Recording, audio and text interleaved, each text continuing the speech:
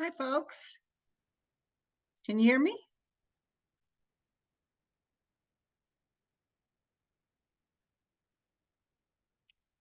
Yeah, I got you, Lou. Great. We don't have that many folks on. We've got 9 people on right now. And I have heard from a few people that they could not make it today, but I think we'll go ahead and get started, and hopefully we'll have some other people join us. Let's see, I have a phone number here. 6037. Can you tell us who that is, please?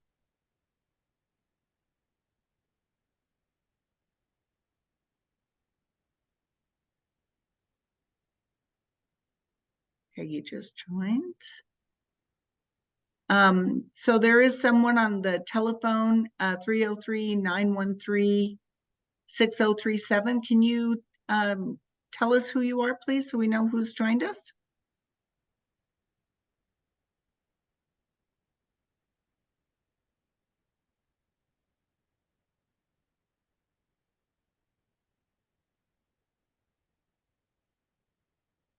Hello.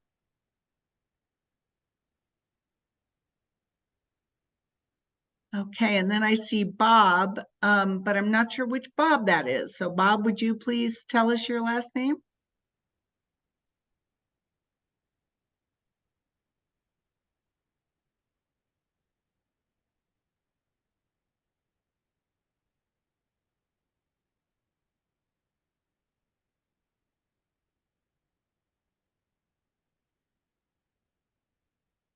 Couple people still joining us here.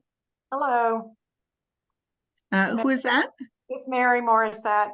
Hi. Hi, Mary. Are you on the phone? No. Oh, no, there you are. I know. Find me. Yeah, find you. Well, I've tried to pull up some, but I've got a couple of people I asked to weigh in and let us know who they are. Yeah. Right now, we've just got 13 people here. So it's 5:03, and I think we'll go ahead and get started, and hopefully some people will join. But there is a Bob on the screen, and I don't know if that's who. Bob Fuller. Oh, good, great. Sorry, I was having a little technical. That's all right, Bob. Good to have you here this time. How are you? All okay? Everything's good, kind of. Good to hear. Okay, well, we'll get started. I still don't know who that is on the phone, but maybe they can send a chat to me and let me know who that is on the phone. Welcome, everyone. It's been a minute. Not that things have been slow; they continue to move. But I wanted to dive right in because I think there's still some question about where we all are and who was able to get their comments in on, there he is, hey Bob, on Denver Moves Cherry Creek. So I thought we would revisit that. I do not see Susan on, and I do not have minutes from our last meeting. Just gonna check. She is still not on. So we do have these recorded though, which will stand as minutes. I do upload them, as you know, the videos to the Cherry Creek North Neighborhood Association website, which is at ccnneighbors.com. So you're always able to find that information and watch those meetings that you have missed, assuming that I have properly recorded them and upload them. I think one I messed up on, but most of them are there. So with that, we do have in those recordings some presentations by Denver Moves, Cherry Creek, and the Dottie team. We then tried to make sure that everyone knew that the comments were due on that. We wanted to make sure that we had folks well aware that the projects that were being proposed as recommended priority projects would be going through, and that people had a chance to make their voices heard. So we're going to get to that in just a minute. I see some other folks have joined, and we'll be able to maybe get a few council person comments. Let me just check. I think Logan is here. So we'll start off with that since we don't have minutes for you. Logan, thank you for being here on behalf of Councilwoman Sawyer. Would you please provide any updates that you would like to provide? Yeah, sure. Good to see everybody again. The councilwoman, she might be here popping on soon. I think she's got a volleyball game or a basketball game for one of her daughters, so she might be here. But I guess we'll start Denver Moves Cherry Creek if we're talking about tonight. Not too much, but we do have a meeting scheduled with Dottie, and we're trying to get them to make a few changes that you guys have requested. Some good news about Dottie, we do finally have a community designer who was hired, and I believe she starts on Monday. So we will finally get some traffic stuff looked at in District 5 for the first time in about a year and a half, which is very exciting for us. Some more good news. We just got the word today, the Ross Cherry Creek Library will be open to the public on November 13th, reopening. So we sent them an email today, see if there's anything they can do. And so far, nothing. I think they're going to try to have a party or something because big news there. As far as stuff we're doing, we just formally submitted our application for rezoning the Hale neighborhood to allow for ADUs throughout. We got our survey back and all our community feedback, and there was pretty good support for it. So submitted that and are moving forward on that front. And then the DO8 overlay, the design overlay on Colfax that we were working on, that went through planning board a week ago. Yeah, exactly a week ago. So that one's moving forward to committee in a couple weeks, and hopefully we'll have that done through the rest of the year. And last thing, remember to vote. Last day to mail your ballots is the 31st, so the election's the 7th. So get those ballots in. Okay. And that's all I got, Lou. All right. Well, thank you very much, Logan. I really appreciate that. And I guess we'll move on and see. I see Nick is here and Richard. Thank both of you guys for being here. Updates on Cherry Creek North. I see they're putting the lights up, but anything you'd like to share, Nick?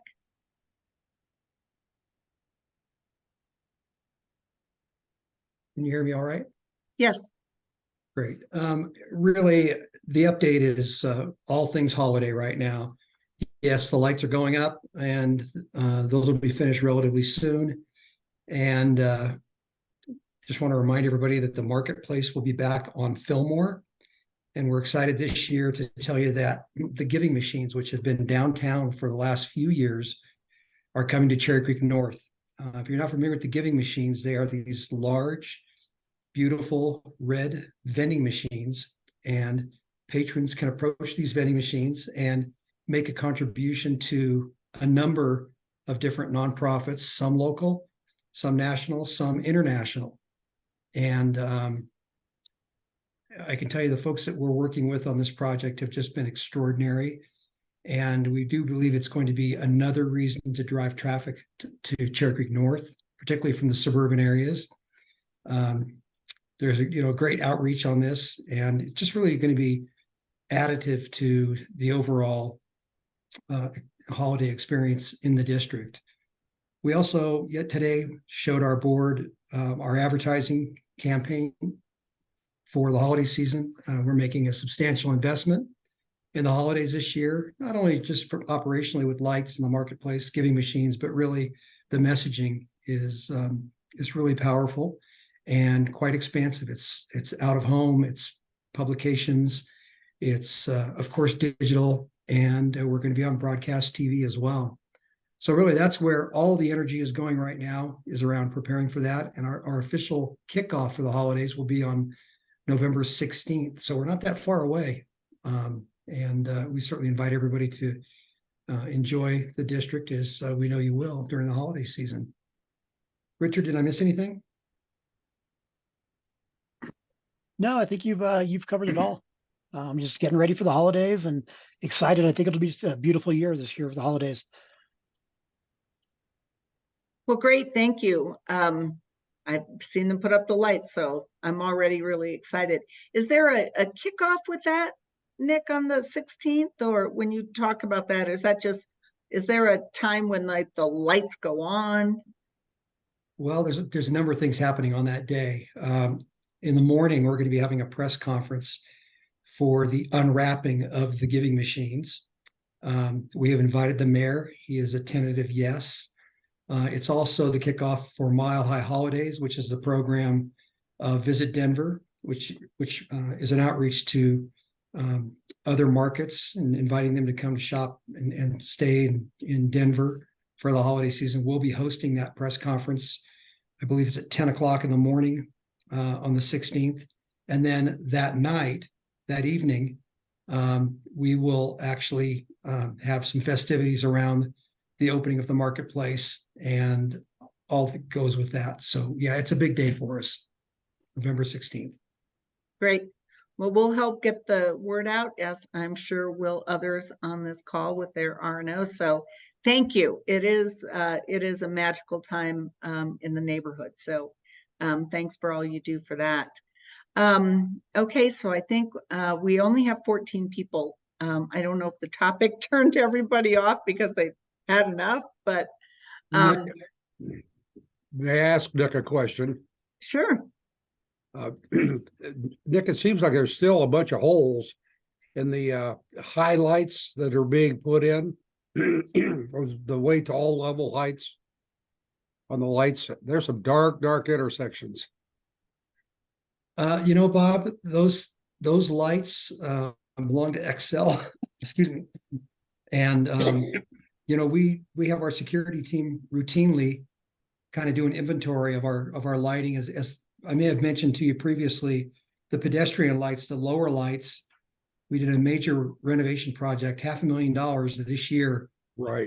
But the highlights belong to Excel, and we share your concern that they are a little bit dark. Some of those intersections. We'll revisit that, but I can tell you that Excel has not been responsive to us in that regard. Richard can chime in a little bit more on this. Yeah, they've converted them all over to LED, but just looking at the kind of light study of the district, there are definitely some darker intersections, especially up around 3rd Avenue. Some of those areas are a little bit darker. So, as we go future as a bid, I'm sure we'll be looking at these areas as we invest in lighting in the future. But for right now, there's no immediate plans from the bid side to address it. But, we'll take a look at that light survey and reach out to Excel again. One of the things that just occurred to me is that with ongoing construction in the district, you've got buildings that are dark or under construction, and they're not giving off any ambient light at all. Oftentimes those buildings stay, lit even at a lower level, and that light pours out onto the street. And I'm just wondering out loud if that might not be an impact on some of these areas. Well, it seems like now that it's getting dark earlier, it's more apparent as we leave our offices. But there are a couple that just are burned out, I think, that are high down around 2nd and Clayton or Columbine, because it gets real dark down in there. And the low pedestrian lights are much better. They're nice and a good job. But it's the highlights that provide that kind of overall pedestrian safety, and it's hard to see people. We'll have a security team do an inventory and address that right away with Excel. It is especially difficult, and I think, Bob, you're exactly right. 2nd and Clayton, and there's the new building there. But it's hard to see pedestrians when you're driving through, and that's a dangerous situation. And maybe, Logan, that is something you could mention as well. So hang on. Yeah, we've been working on if you have a list of the ones that are messed up, I know Owen's been working pretty closely on a couple others in Lowry, and they've had some success with getting some repairs from Excel. So send us whichever ones you have. I have a couple written down here, but if there are any more, let us know. And like I said, Owen's been pretty successful at getting some action from them. Great. Mary? Yeah, hi. I was just curious, since we're talking about Cherry Creek North, if at some point, either, at the end of this year or beginning of next year, if we could get an update on some of the projects. We're talking a lot about Cherry Creek West and, just published recently, Matt Joblin had his development, I think was in the Denver Times or something. And then, there's the whole East development. But as I walk around Cherry Creek, which Nick, I come down there a lot and I love it. It's, just really a magical area and so many nice things going on. I just see all these new buildings. I'm like, okay, what's next? What other building's going to be torn down? So I know that, we're not prepared to talk about that this evening, but at some point, could we have an update on all the other projects that are in the hopper? Yeah, Well, of maybe I course. could ask Christine, the chamber is hosting a walkabout. I don't know if Nick or Christine want to talk about that, but I don't know if they're going over some of those projects for Yeah. that. I'll toss it to Christine because she's leading that parade. Yeah, absolutely. It is next Monday, and we will be doing a development report at the Cherry Creek North board offices in the garden level area, and then we'll walk through the different areas where the developments are going, and we're doing a hard hat tour at 255 Fillmore with Grant Morris with BMC Development. Matt Joblin has also agreed to share his developments with us when we do that development report in the Cherry Creek North board offices. So, and then we end up at the Clayton on the 5th floor for a little happy hour. So we're sold out. We've got 43 people, I think, attending. Mhm. But I'm happy to, we've been updating, Richard's been helping me update all of the different developments. So I'd be happy to present it at the steering committee anytime. I believe is we that- have some written material on this with some images. Am I correct on that, Richard? Yeah, yeah, but in the PowerPoint that Christine that we're working on right now for this development tour would probably be the best one to take everybody through it. We have some hard copy of stuff, but a lot of dates have changed and things have moved. So the most current version we'll have ready by Monday, and I think it would be a good presentation for the steering committee. I think Well- we can probably just send it out and have everybody look at it. One thing that we will tell you is there are a number of projects that are lined up, so to speak, but there's some real headwinds out there in the capital markets, and some of these projects may be announced, but there's some questions as to whether they can get financed, and they may hold off until there are more favorable conditions. Those interest rates are difficult, cap rates are an issue, and though some of these, they may have renderings and they may have been announced, they may not get built right away. And I just think that's something for us to be aware of. Well, I do Yeah. think it would be a terrific opportunity. Our next steering committee meeting is November 22nd. That is the day before Thanksgiving Eve. So I don't know if we want to push that to the following week. And then maybe, Christine, you could do a presentation on the 29th. I Richard and believe Christine? I will be in Mexico, but Richard could do it. Yeah, I can run it. I mean, Oh, if he's in town. I think you could just either Zoom in from Mexico or we could all come down there. But what about the 22nd? I mean, is that something people want to keep to the normal fourth Wednesday and do it on Thanksgiving Eve? I recommend against it. We can do that. There's a lot of travel involved that day. I recommend I think against it. not. No. Yeah. Okay, well, let's fine. keep it, keep it then on the 29th. And Richard, if you would not mind playing Christine on that presentation while she's in Mexico, would that be something you'd be able to do? Yeah. Okay, all right, terrific. And then you can share it because I'm not going to be available. I'm traveling on the 29th. So you'll share the presentation so we can have an idea. Yeah, Okay. we'll try to record it and upload it, but I do think that way, you've had a run next week at the, some of us have signed up to go on that tour. And then we can also upload that and link to it so that everyone can see the status. And I agree with Nick. I mean, everyone's watching so much in the world that's a little bit crazy right now. And of course, capital markets do respond to that kind of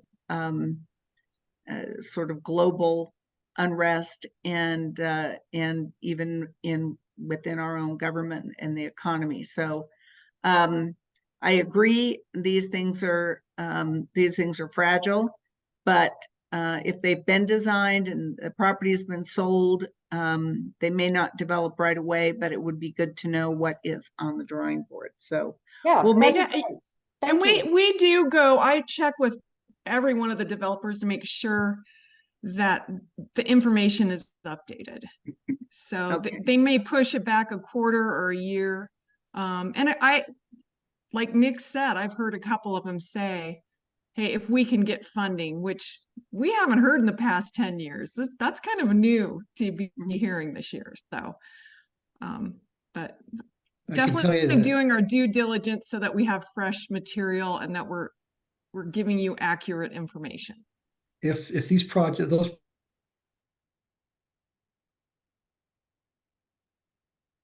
if they do get off the ground or out of the ground, it's probably going to be because they have been able to secure private dollars, money that's sort of been on the sidelines. Someone who wants to do a 1031 exchange or something like that. So it's not impossible, but I can tell you they're looking at lots of different options right now. Okay. Well, good to know. Thank you for that. We'll go ahead and plan that for the 29th. And with that, we'll continue on our agenda. This may not take us the whole time today because we only have 15 people here. But I do think that this is an important conversation to have. Stuart could not be here. Stuart and Richard and I are on the small working group for Denver Moves Cherry Creek, have had some frustrations in the past, as you all know, because we've been sharing that information with the steering committee. The purpose of tonight's discussion was really to go around to other areas of the steering committee and make sure that people feel like they have had the information presented to them, that they have shared that information with their neighborhoods, that if people have had trouble making comments, we understand that. But just to get a little input, I had shared with you all, I'm going to resume share here. Can you all see my screen? So this, I did get a hard copy of the project recommendations.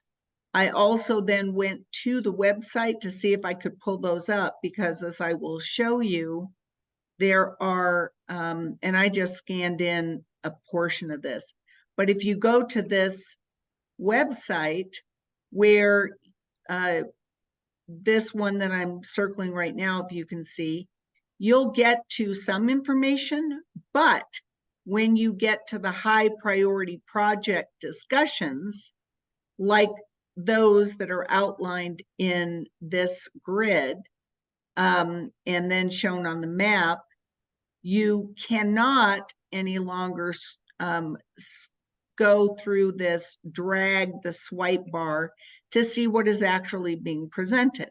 So unless you remember what that is, it's very difficult to get a refresh on that, because in the hard copy of the materials, it does not show what that really is. I have sent an email as an outreach to see if they could make that live so people can still go and look at what the recommendation really is, because you cannot swipe to the right to see the existing conditions and proposed improvements for these key intersections. That said, I think many of you saw, and I'm trying to see, I've got two documents that I'm trying to share here. One is this is the comment draft. Can you all see this?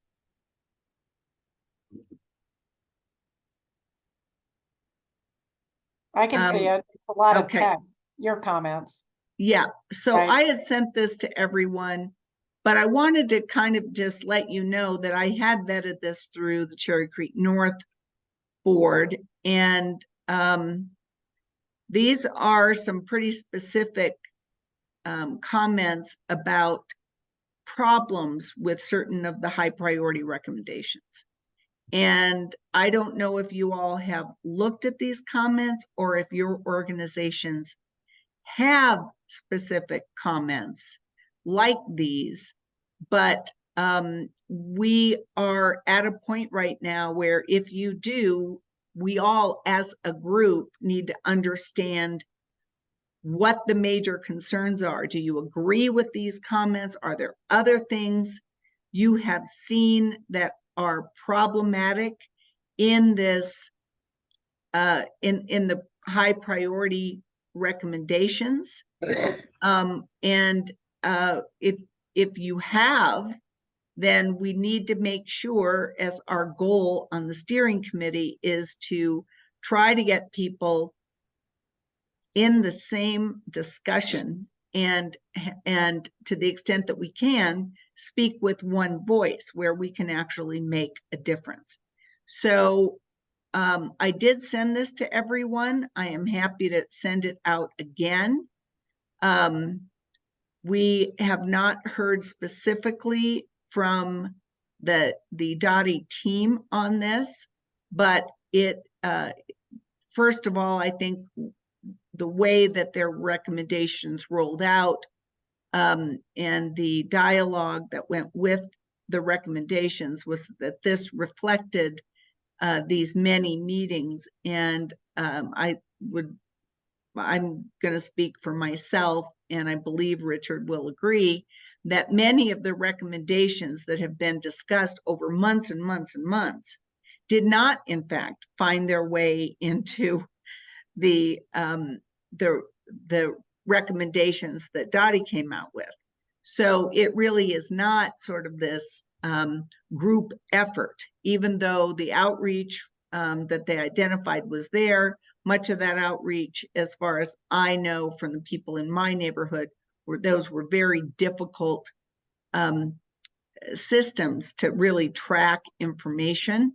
And so you might have had one or two people comment on a particular project or a suggestion or a problem, and we don't really know where that came from.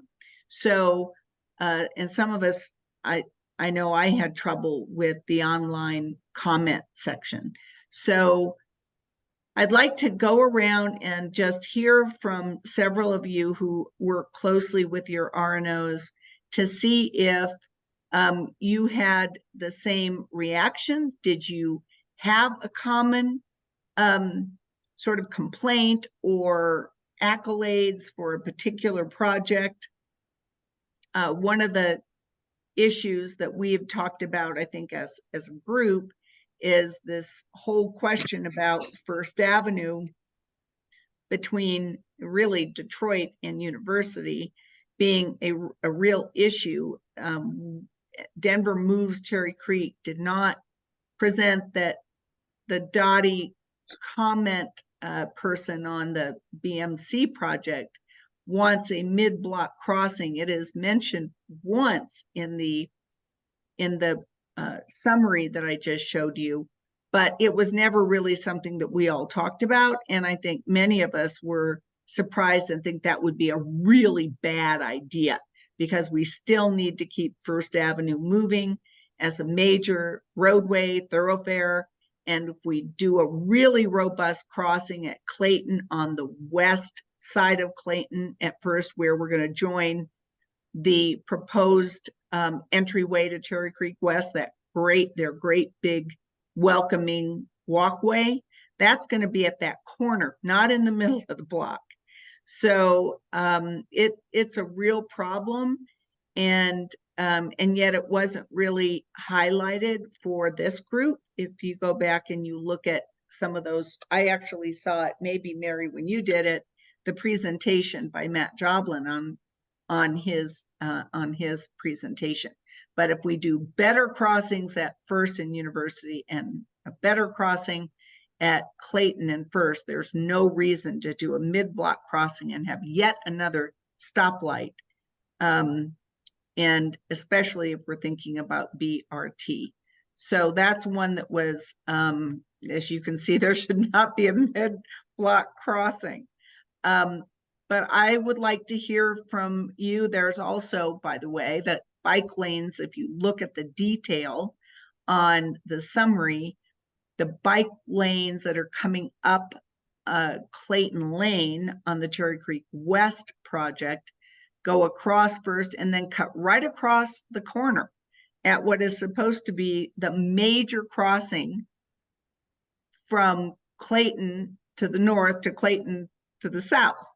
And if you have bikes cutting across there to get onto a Clayton bike lane, bike path, it's going to mix bikes and pedestrians at the place where it's supposed to be the most pedestrian crossing. So we've asked for the bike lanes to move to Detroit, to talk to Taubman, talk to Nordstrom, see if they can't get the bike lanes to go further over in front of the Nordstrom to then connect to a neighborhood bike lane that goes up Detroit, not Clayton, especially given the proposals for that.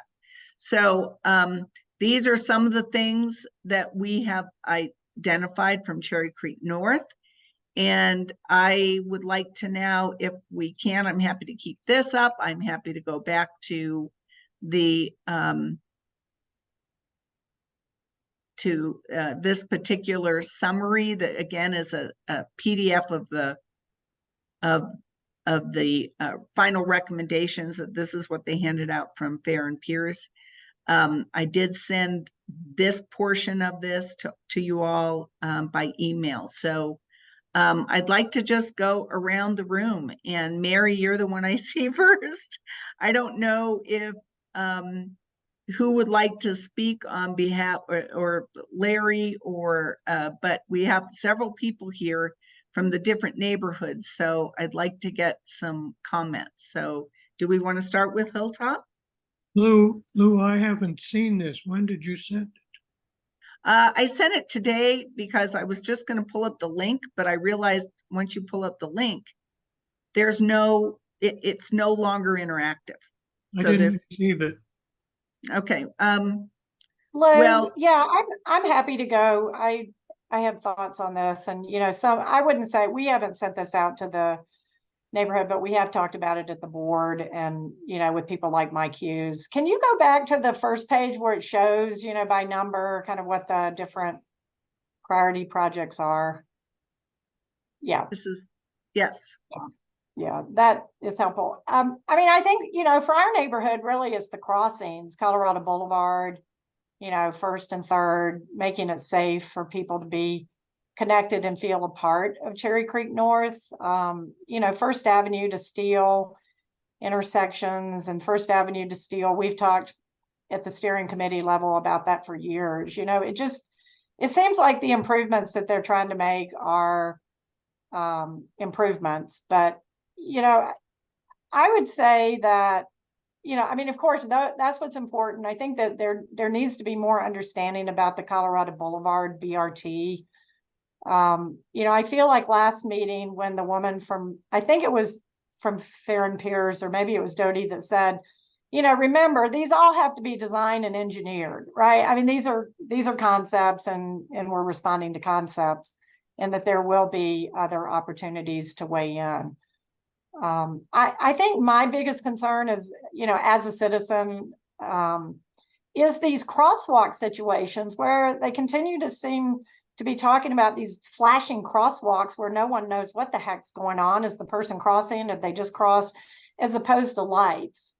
And, so I feel like a safe pedestrian movement to the district and within the district, that's something that we just really need to be watchful of and keeping our eyes out, is that, that there's clarity around people where they're walking.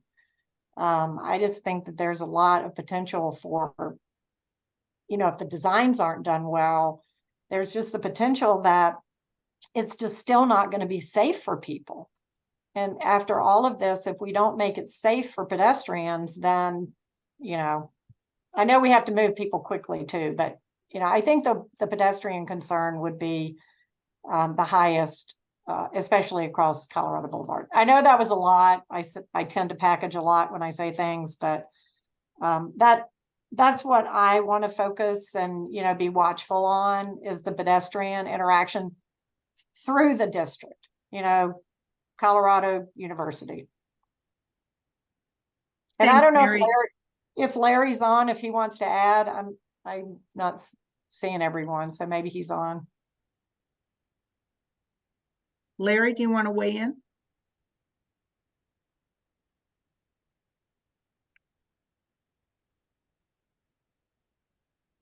He is on, but he might not be right in front of his computer right this second. But thank you, Mary. I think it's helpful. It is troublesome to me in a way that we've been trying to get this word out again, and has not been the easiest for residents to participate. But the last thing we want is something like what happened up on 7th and Williams, where all of a sudden we have some changes and neighbors are surprised. So I do think it is really important to keep the residents informed about this, so that when these priority projects are go to the next step, and we actually are starting to see allocation of funds, that we might actually get something done, which is the other thing. I mean, it's one thing to talk about priority projects, and then, you know, if we never get them funded and never get them done, which has happened to Cherry Creek over and over, then we're just going to be out again. And too many people, I think, have been looking to this as something that would, you know, provide real value for the $1 million that Cherry Creek got out of the sale of the parking structure, along with just the due that Cherry Creek thinks we are due for some of these infrastructure investments. So let's hope this doesn't end up a long way away. And I do think it would be helpful if we can make sure that your RNOs take this out. And again, I don't think there's a lot right now. I think there's still a lot up in the air. But once we try to actually get something put into priority projects and some timeline, we'll be able to get that out to folks. So Bob, I don't see anyone else here from Country Club. Do you want to take Country Club? Oh, sure. I haven't. But the discussions we've had, you made reference to 7th Avenue. Yeah, we've been fighting that battle with the bicycle lanes through the neighborhood for about 5 years. And we finally just insisted that they show us a need, document some interaction, some interface between pedestrians and bicycles and vehicles where there was a need. And they couldn't come up with, in 40 years, one problem that we've had, one incident. And they kind of backed off when we said to demonstrate a need, and then we'll talk about a solution. But they're all about finding solutions and then finding problems to go in them. But it's been a real nightmare on that. Of course, there's a lot of heavy duty feelings about First Avenue, and if they're preparing it for BRT and just exactly what they're doing, whether the additional, I mean, there's clearly not enough roadway to include everything that they want. And the right of way that the city has is just too narrow. And I have my own feelings about it personally, but I'm taking some of the parkway away from Spear is just a kind of gradual erosion in our entire city of the parks departments as the population densities grows. Everybody looks to the open spaces to kind of squeeze in a little more, development, activity, infrastructure, whatever's necessary.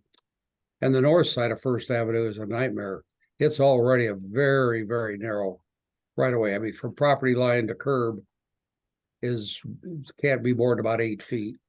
And so there's not a lot of room to mess with that. So they want to condemn some property off the edge of the country club. And that is a highly unpopular solution with some of the members. But in my thinking, that's the only logical place to take it. Would be if you'd have to have additional right of way, taking it off the south side of the country club, or the north side of the country club, the south side of Spear, First Avenue, makes an awful lot of sense.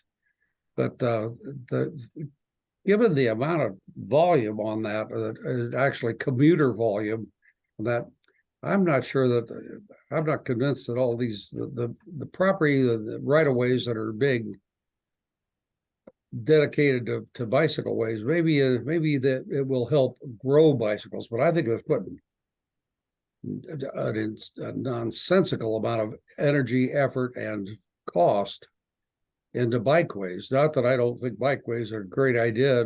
They look wonderful in Stockholm or Paris or Amsterdam, but there's just not enough demand right now, and it will grow if there's provisions for it. Build it, they will come, I guess, is the philosophy.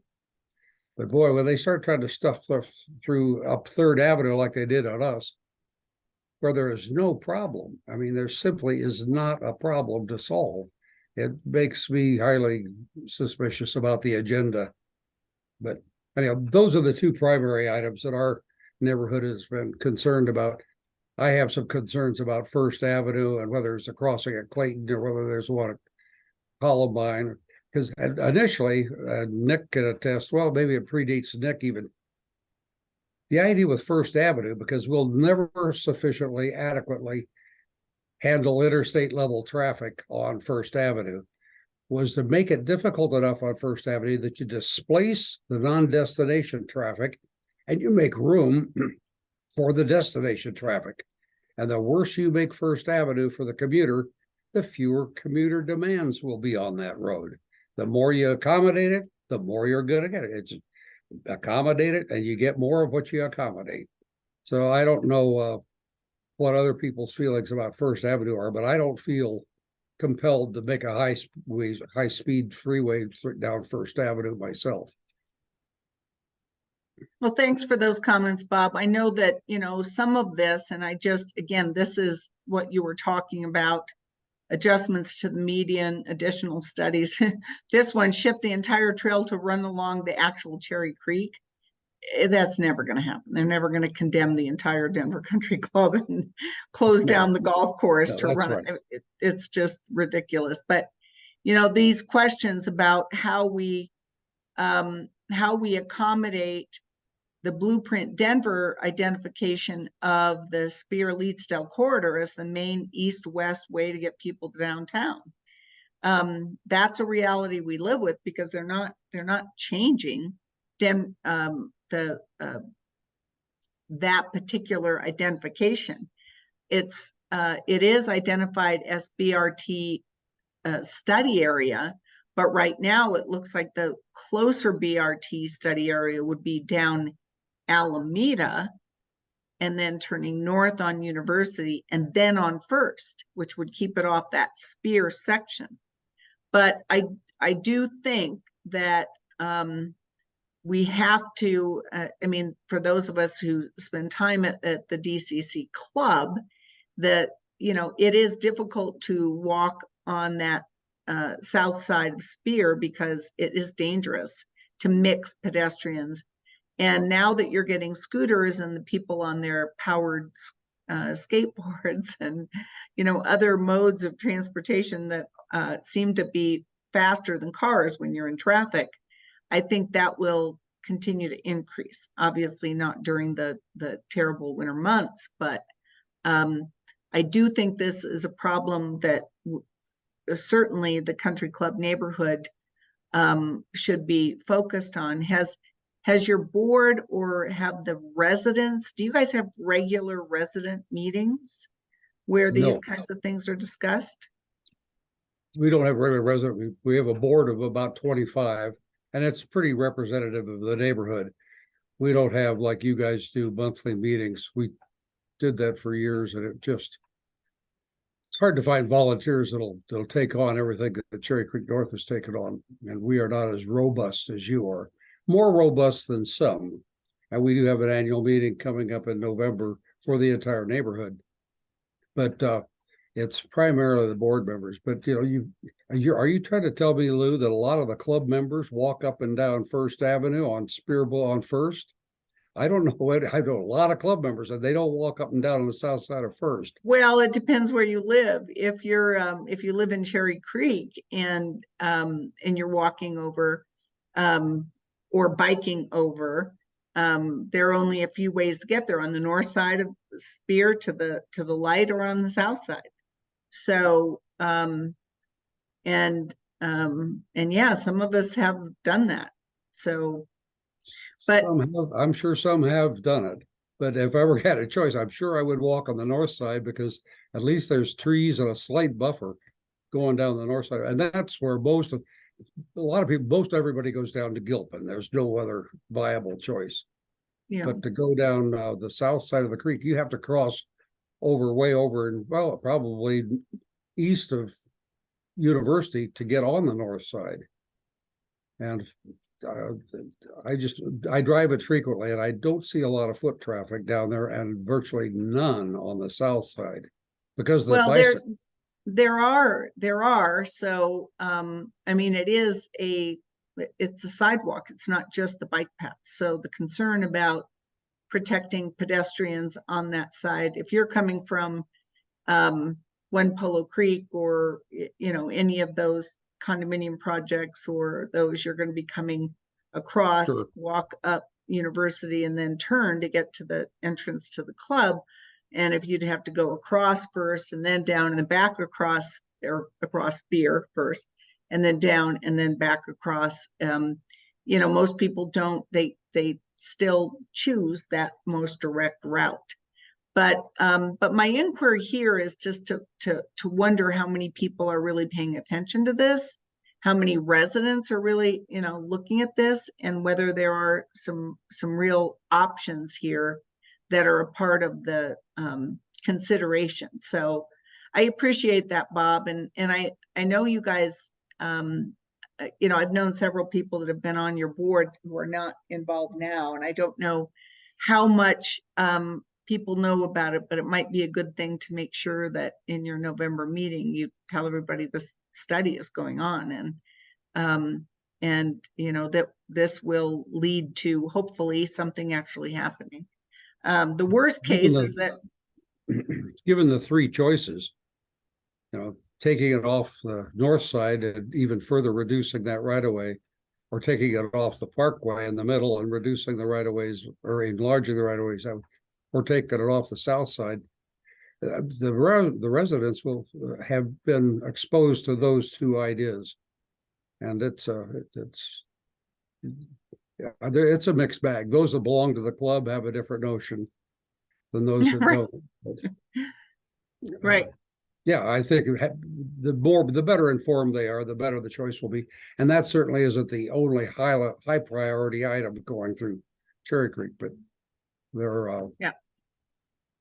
Well, let me go back to this list, and thank you, Bob, for weighing in. I didn't mean to put you on the spot, but I think we need to hear from all of our steering committee members about, how this is,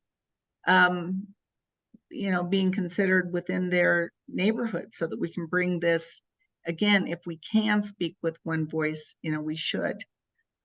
So thank you for that, Bob. Who wants to take Cherry Creek East? Is that you, Bill? I don't know if Bill Tanner, are you on?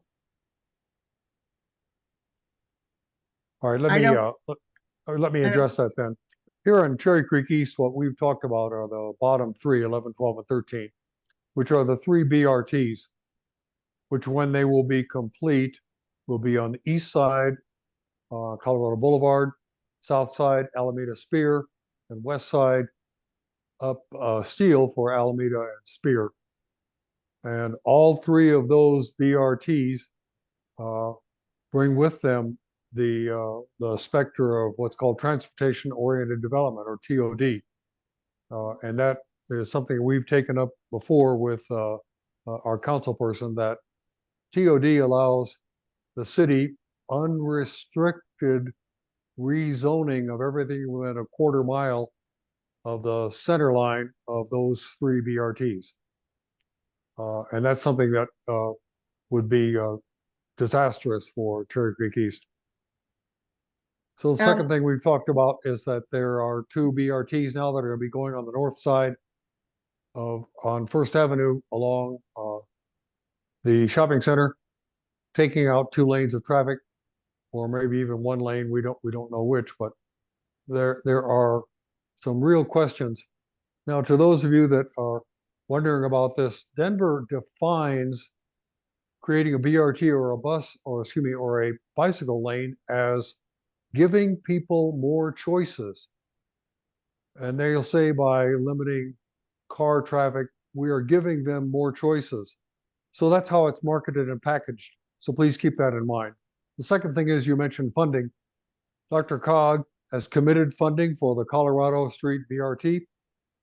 And I believe they've committed some, and also for the federal BRT, as well as the Colfax BRT. I don't know in what year they've committed the others, but those first 3 are to be completed by 2030. It's a pretty short time. And then they have other money committed towards, longer term money committed towards Spear, Leetsdale, and Alameda. But that's the biggest concern we have here in Cherry Creek East. Thank you, Bill. I see Councilwoman Sawyer has joined us. Welcome. And please take the floor on this. I see your hand is raised. Hi, thanks. So great to see everyone. I apologize that I wasn't here earlier. It is volleyball season and I was driving an 8th grader to the Hill volleyball game and back because DPS does not bus. So sorry that I was not here, and I actually have to run in a few minutes because I've got to go to the 7th Avenue Neighborhood Association meeting where we will talk about the 7th Avenue bikeway. So good times. Did want to just correct really quickly something that Bill said. So the zoning code does not allow the city to just rezone willy-nilly whatever we want whenever we want. That is false. I believe what Bill is talking about is the parking requirement for any building, new building that would be done within a quarter mile of a transit stop. So I just want to be very clear that this law does not rezone any property at all. All of the zoning that currently exists on all of those parcels remains on all of those parcels. If a property owner comes for a rezoning, then we consider it through the lens of the 5 required criteria. With regards to the parking requirement for parking for new builds within a quarter mile of a transit stop, there's a couple of caveats there. So essentially, if a developer wanted to come and build a new building within a quarter mile of a transit stop, they could do that. And they would not be required to build in any parking on the residential side. So let me clarify that a little bit. First clarification, a quarter mile of a transit stop, this does not come into play until there are actual shovels in the ground that allow for the whatever the transit corridor that's being developed is, right? And by that I mean our Department of Transportation and Infrastructure will serve what's called a notice to proceed to the contractor, and that's when they can start developing, building the bus rapid transit system. That notice to proceed is written into our zoning code. That is the moment when that exemption for the residential parking requirement comes into play. So that's number one. Number two, the zoning code treats residential parking and commercial parking differently and separately. So if we're looking at a developer who's building a new building and who is within a quarter mile of a transit stop, and that notice to proceed has been granted by DOTI, then and only then can they build no residential parking into the units, into the building that they're building. If they have commercial property as part of that development, the commercial property still requires parking. And that is a separate section of our zoning code, and there is no exemption for that. So I just wanted to be very clear. It sounds like there's a little bit of misinformation going on. There is no rezoning of any properties at all. That is not on the table, and that is not what we're talking about when it comes to bus rapid transit. We are talking about this exemption for residential parking only if the notice to proceed to build the bus rapid transit route has been granted by DOTI, and commercial parking would still be required in there. So just wanted to be very clear about exactly what that very small piece but complicated piece of our zoning code says. So it's great to see you all. Happy to answer any other questions that you've got as well. I will just say with regards to Country Club, I cannot understand why it is that DOTI continues to put options that are not on the table into this document. So for example, the carrying the bike lane through the Denver Country Club, it's not on the table. It is not going to happen. It is not an option. The amount of money the city would have to pay for that land is exorbitant. It's also historically designated. It is not an option. So I just want to be very clear, and I don't understand why DOTI keeps putting this kind of stuff in this document. I will tell you that we in my office have asked the surveyor to go out to the First Avenue in front of the Country Club and measure and go through all of our paperwork and documents from, since 1910, basically, which means they're handwritten. So, and I've seen them, it's crazy. So we have asked to make a very clear determination of where exactly the right-of-way is on both the north and south sides of First, right there, in between University and Downing. I said this to Lou the other day. I absolutely refuse to continue to have speculative conversations about something when it is a waste of all of our time and emotional energy. So my office is going to get very clear answers as to exactly where the right-of-way is. The city does not have the money to condemn parts of the Country Club or anything else and pay for it in order to acquire this land. Also not going to happen. It may be that over time, there are residents and businesses, including the Country Club, that have in some spaces along First there encroached into the city-owned right-of-way. It is possible that if that happened, the city could decide that we want to take that land back. That is the only option that is on the table, because we do not have the money to pay anyone to condemn any land along this area. So I just wanted to clarify that as well. And as soon as we get the very clear and specific final determination from our surveyor, we will make sure to share all of that information with you as well. So just wanted to kind of be very clear about this. I will also tell you, I have a meeting with the Director of Department of Transportation and Infrastructure, the mayor, and the Denver Moves Cherry Creek team about these issues, because it does no one any good for us to continue having conversations and to continue to put in writing options that are absolutely not on the table when it comes to these kinds of issues. So thanks, you guys.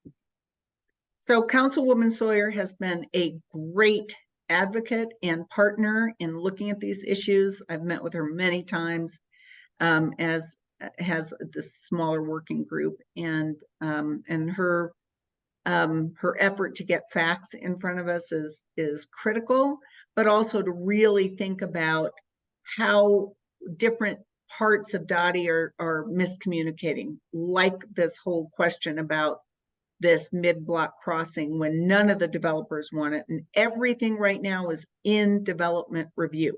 So that the other thing that she understands very clearly is that it is critical, if we're going to get things done and we're going to utilize the efforts to involve the development partners as true partners in making these things happen. The time is now. So the city doesn't have a lot of money, especially money that it's going to put into Cherry Creek, given that it is focused on so many other areas with a perceived higher need. So it is really incumbent upon us all to make sure that we do work together to get the best that we can from the development that is ongoing, especially when, in this case, we have that very critical area between Clayton and University being developed on both sides right now. So I applaud her for her continued efforts on that. Would love to make sure, Councilwoman, that we are here to help you or back you or be there if you need some support in that meeting. Well, I'm sure that I could make that happen as well as small group, but it is critical that we all work together, because otherwise we're going to lose this opportunity. And she is so right that the city is not going to write big checks to start condemning. And you know, that right now they hold the power of zoning and the power of approval to get things done. And that's where the effort should be focused right now. As far as First and Colorado Boulevard, there is a development agreement, again, on the Cherry Creek North website on the Gateway project. You can pull that up. You can see how the owner of the property on the northwest side and the southwest side agreed to certain conditions, including redoing and helping redo those intersections to make them much more pedestrian friendly to connect Hilltop to Cherry Creek. So take a look at those if you can. The properties are for sale, but those provisions are attached to the land. So whoever buys that will have those obligations to complete those improvements. So I think it's important for everybody to know that. And though I know that Brooks is on for Cherry Creek East as well, I don't want to not give him a chance to speak. I know that there's been some frustration, I think, between the old guard and the new guard on how things get communicated and what people are talking about, but I am going to give him just a chance. Brooks, did you want to weigh in on any of this?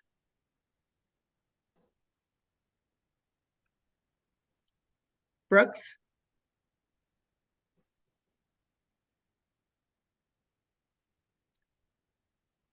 Well, he's not responding, so we'll move on. Is there anyone else? I don't know. Peggy is here. Hi, Peggy. Good to see you. Thank you, Lou. It's a little removed from Chun's focus, so I don't know if they.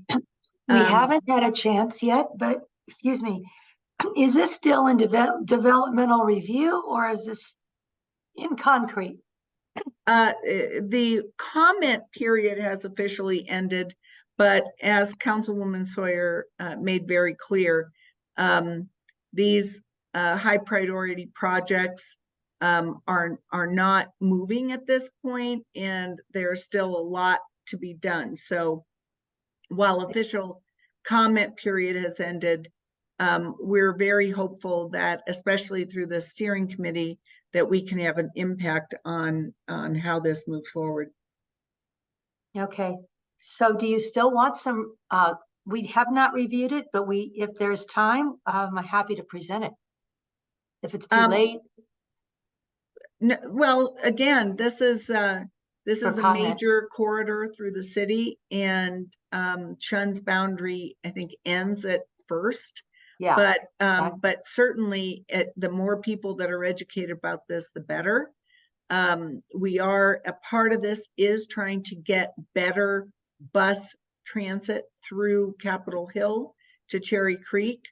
I know that Councilwoman Sawyer and certainly Stewart know every bus line, and maybe Richard does as well, but those have been reduced in the last number of years. And of course, a lot of people that work in Cherry Creek live in those adjacent neighborhoods.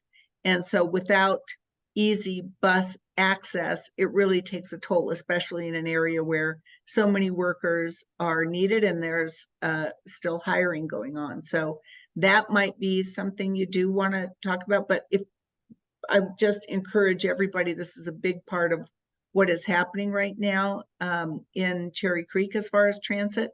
And so I think it would be great if more people have an opportunity to weigh in.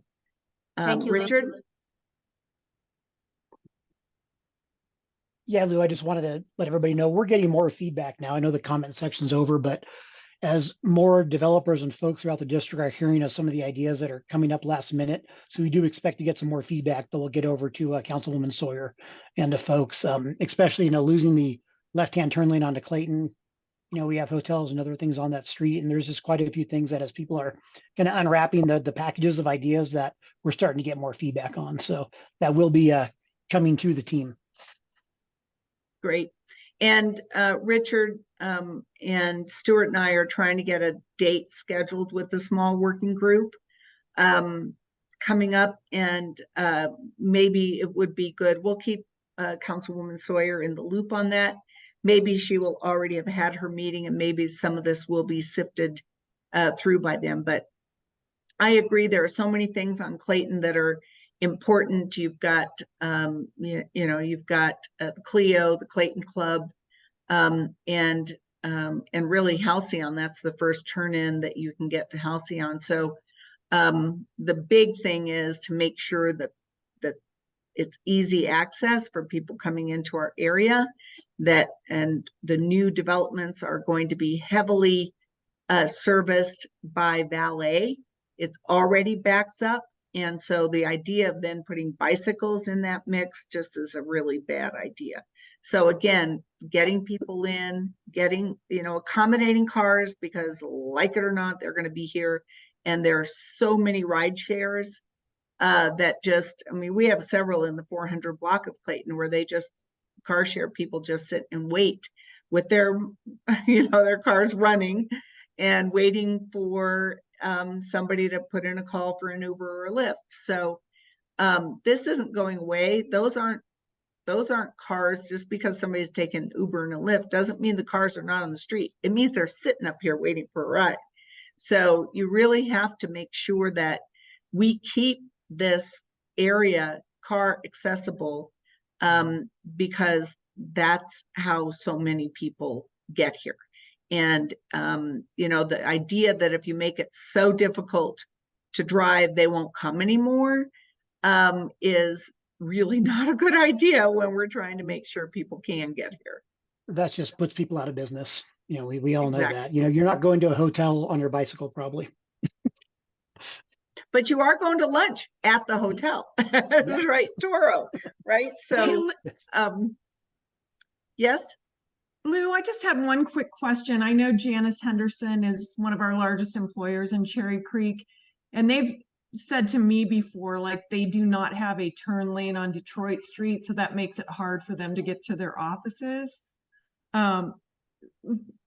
Is the bike lane, is that going to be on the west or the east side? I mean, that's something we have to consider with so many. I mean, I don't know, like, I think they're going to get back to their offices. They have to be there 3 days a week right now. But I'm not really following this closely because I drive to Cherry Creek and I leave and I sit in front of my computer and I eat lunch once in a while, but I don't know the roads as well. But I do know that that's a real issue for Janice Henderson. Well, they are, I have not heard that before, so that's good to know. That's why we were pushing to have the bike. And it's like St. Paul. So we're not talking about, cordoned off bike lanes. We're talking about neighborhood bike ways where it's appropriate for bikes to ride and where bikes have some priority. But we're not talking about that heavy infrastructure at this point as you go into the neighborhood.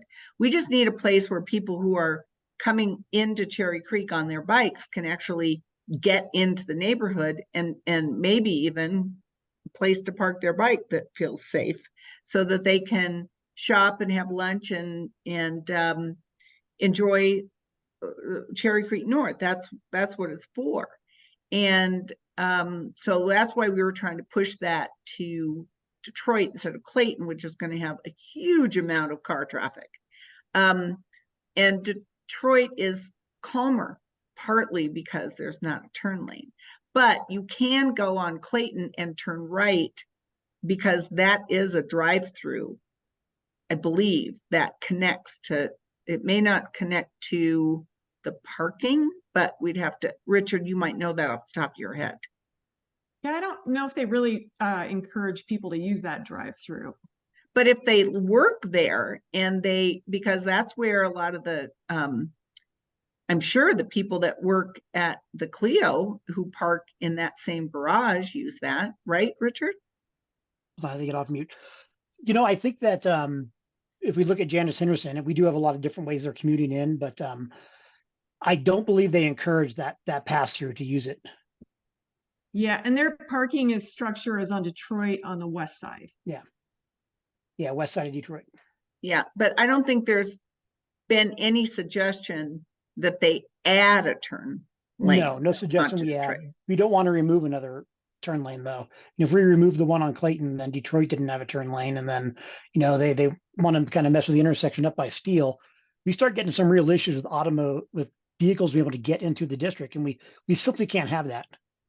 We cannot make it more difficult for people to get to where they want to go, or we're going to lose customers, we're going to lose office workers, and it could just be that downward spiral. But I'm glad you mentioned that, Christine, because I had not heard that at all before. Yeah, a big concern I think overall is just looking at the kind of that skewed look. If we look at these studies of, we want pedestrian access, we want bicycle access, we all love these things, but it was said earlier in this call, that lens of kind of being anti-car, we can't take that lens in this project. No, there are so many reasons. The least, not the least of which is the fact that this transit corridor is one of the major transit corridors in Blueprint Denver. So these are supposed to be implementation of some of those, and unless that's going to change, we're stuck with that. So we need to, again, play nice with cars and bikes. And Nick? One of the pieces of this conversation that continues to be missed is economic impact. This is the third most productive economic center in the city and county of Denver, exceeded only by the airport and downtown. Yet, in the context of these discussions, the economic impact is never discussed. And if the city wants to continue to enjoy robust property tax, sales tax revenue, and all the other amenities that extend from, all that money, and then they distribute it, obviously to other neighborhoods, we know it doesn't come back to us. It goes everywhere else, but it's never a part of the conversation, and it needs to be. And just to kind of check out Richard, what Richard was saying, the automobile is not going away. The customer who is coming to Cherry Creek is affluent, and she is going to continue to take her automobile to the mall and to Cherry Creek North. That will not change. She might drive an electric, but it's still going to be an automobile. And I just think we have to face that reality. But the economic discussion is never part of this. And I find it frustrating, to say the least. Well, thanks, Nick, for underscoring that. We do try to make sure that is sort of a baseline of discussion, that we're all trying to protect Cherry Creek, and we have to protect our businesses for that very reason. So I'm going to open this up now. We don't have much time left. We're going to continue these conversations, and we are going to make sure that maybe we lead with that in every discussion. I think we've sort of had an assumption that most people who are at the city level know that this is an important asset, economic asset for the city to protect. But it's also our neighborhood, and it's also a place where we all shop and dine. So let's continue to work together on this. Are there any other comments, closing comments? And again, I did email this particular portion of this to everyone, and if if they renew your ability to slide through on the Fair and Peers website, I will send that out as well. And just know that Richard and Stuart and I will be meeting soon with this team to try to drive these things home. And I think I can speak for all of us to say it's been frustrating that some of the concerns that we've brought up as major concerns were not taken into consideration when listing these high priorities, because we definitely came out against many of these as a small group. So continue to do the good work in your neighborhoods. You know, certainly Nick and Richard for Cherry Creek North and the developers who are trying to make good on their projects, all are at the table on this. So we need to, again, work together to get the best that we can while we have this opportunity. So anybody else? Yeah, one quick comment. This is Bill Tanner. How are you? Hi, Bill. Yeah, I just want to, you know, in terms of the economic importance of Cherry Creek and the ability to access Cherry Creek to benefit from that economic importance, you also have to think about the impact of the BRT on Colorado, Alameda, Steele, and First, in terms of reducing the ability of traffic flow, okay? Because you can think about the local area only, or you can also think about how do these, it's an interregional shopping area, right? It's not a local shopping area. And so if you want people to get to the local shopping area from other regions in Denver, other areas in Denver, you also have to consider how easy it's going to be for them to move along those major arteries to get to Cherry Creek. Yeah, thanks, Bill. I know that those are a big part of it, and certainly for the workforce, having bus access is extremely important. So how to make that work while accommodating other forms of transportation and still making it a welcome place to get in your car and drive. I mean, those are our pressure points, but thank you for that comment. Anything else, anyone? And we'll bring this to a close. I'm glad we had the conversation. I will urge you all to please continue to keep on top of this. We probably will not have for some time another discussion at the steering committee level unless we are able to get some real action on reducing or revising some of these priority projects. So stay tuned for that. And with that, we'll bring tonight to a close. Thank you all for being here. We didn't have that many folks. Yes? It's Alan. Two things. Number one, I didn't receive your email, so I don't have the document.